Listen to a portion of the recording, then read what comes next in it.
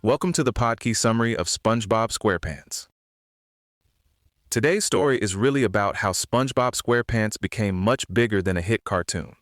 It started with a marine biology teacher turned animator chasing a very specific, very weird comic idea, and it ended up as a franchise worth more than $16 billion in merchandise. Along the way, the show built a style that worked for kids, adults, meme culture, political symbolism, and corporate expansion, sometimes all at once. And the strange part is that a lot of that staying power comes from how simple and innocent the character was meant to be in the first place. SpongeBob's origin makes a lot more sense. Once you know Steven Hillenburg wasn't just an animator. He also had a marine biology background, and he taught visitors about tide pool life at California's Ocean Institute. Before the show, he made an educational comic called The Intertidal Zone. So the basic mix was already there. Sea life, drawing, and a slightly offbeat way of making ocean facts feel playful. He wanted the central character to be a sea sponge, partly because, to him, that was the weirdest sea creature he could imagine, which is honestly a strong foundation for a cartoon. The underwater mood also got a push from Ween's 1997 album The Mollusk, which helped shape that dreamy, nautical, slightly surreal atmosphere the show settled into. Even one of the most familiar parts of the show, boating school, came out of a compromise. Nickelodeon wanted SpongeBob to be a child in school. Hillenburg wanted him to be an adult. And Mrs. Puff's boating school let them keep the school sitcom structure without turning him into a kid. A big reason SpongeBob feels so specific is that Hillenburg built the character as childlike, but still an adult. That gave the show a kind of comic freedom, where SpongeBob could be innocent, earnest, and ridiculous without the whole thing becoming babyish. The behavioral inspiration came from performers like Charlie Chaplin, Laurel and Hardy, Jerry Lewis, and Pee Wee Herman. You can feel that lineage in the physical comedy, the exaggerated reactions, and the way sincerity itself becomes funny.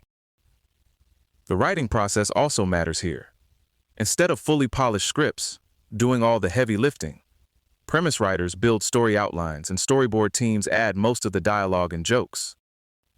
That makes the show closer to early animation traditions, where visual timing and collaboration drive the comedy. It helps explain why so many scenes feel drawn for performance first and spoken second. And Hillenburg believed SpongeBob worked best in short bursts, which is why the format usually sticks to 2 11-minute segments. These are concentrated comic situations, not sprawling story arcs. Even the setting turns into part of the joke. The world keeps everything nautical. Ship funnel buildings, boatmobiles, bubble transitions, those Hawaiian shirt-style sky flowers. The whole design language is committed to the bit. Pretty early on, SpongeBob was pulling in an unusual number of adults. By 2001, adults were nearly 40% of its roughly 2.2 million viewers, and later weekly viewership reached around 15 million. Including at least 5 million adults. Critics often pointed to the show's deliberate naivety. It wasn't trying to look cool or edgy, and that turned out to be part of the magic. Because the show stayed so open and innocent, different audiences could project different things onto it. Kids could see bright chaos, adults could read irony or camp into it, and tired grown-ups could also just use it as stress relief. That durability also has a practical side.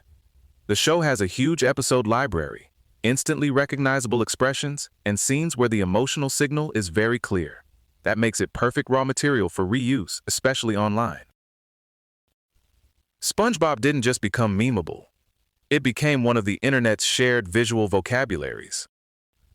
A meme-focused SpongeBob subreddit reportedly passed 1.7 million subscribers, and in 2019 it was even larger than the subreddit for the series itself. That tells you people weren't only revisiting the show as a show, they were using it. Memes like mocking SpongeBob, tired SpongeBob, and that completely frazzled Squidward work, because the series gives you very precise facial expressions in situations for sarcasm, exhaustion, ridicule, and emotional overload. It's basically a reaction image factory, but one with surprisingly durable craftsmanship. That participatory energy also shows up in fan projects. The 300-person remake, the SpongeBob SquarePants movie Rehydrated, was temporarily removed by Paramount, then restored after online backlash, which says a lot about how fans see themselves as active contributors to the culture around the show, not just consumers. The character has even surfaced in political upheaval. SpongeBob imagery appeared in Egypt and Libya during periods of unrest, though people disagreed about what that meant. Some saw genuine resistance or satire. Others thought it was simply a widely available pop culture symbol that happened to travel well. Either way, it's striking that a cartoon sponge could function in public political imagery at all. For a character designed mainly for comic innocence, SpongeBob has spent a surprising amount of time serving as a proxy for larger social arguments. There have been disputes over his sexuality, arguments around the episode, SpongeBob, you're fired in government services, and even criticism that Bikini Bottom's connection to Bikini Atoll echoes colonial displacement and nuclear testing violence. A 2011 University of Virginia study reported short-term attention and executive function disruptions among preschoolers who watch fast-paced SpongeBob compared with kids watching Caillou or drawing. Nickelodeon pushed back on the methodology and emphasized the show wasn't intended for that age group. Some episodes have also been pulled or delayed. Midlife Crustacean was removed because of concern over its panty raid ending. And Quarantine Crab was delayed because its pandemic-like plot suddenly felt a little too on the nose. All of that sits in tension with Hillenburg's own description of SpongeBob as somewhat asexual.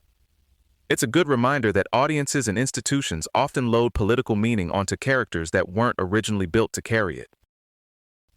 After Hillenburg stepped down as showrunner following the SpongeBob SquarePants movie in 2004, some fans and critics felt the quality dipped. A common complaint was that later seasons leaned harder on physical and gross-out humor. A lot of the most durable memes still come from the first 3 seasons, which tells you where many people think the show's classic visual and comic language was strongest. Nickelodeon kept expanding the property after Hillenburg's death, including Camp Coral and The Patrick Star Show, despite Hillenburg's reported skepticism about character-based spin-offs. Former showrunner Paul Tibbitt said publicly that Hillenburg would have opposed them. And that gets to the bigger story. SpongeBob now lives as films, streaming releases, a Broadway musical, comics, games, theme park attractions, merchandise, and even sports broadcast tie-ins like the Nickelodeon Super Bowl presentation. So there's a real tension here between a creator's bounded artistic idea and a corporation's desire for an evergreen intellectual property. SpongeBob started as a wonderfully odd TV series, and it's now a full multimedia ecosystem. Maybe that's the clearest explanation for SpongeBob's staying power. The core idea was strange, specific, and emotionally readable enough to keep surviving every new format people throw at it. A sea sponge from a tide pool comic turned into a global shorthand for joy, burnout, sarcasm, and capitalism. Not bad for the weirdest sea creature Steven Hillenburg could think of. This episode was generated by Podkey. Create your own at podkey.fm.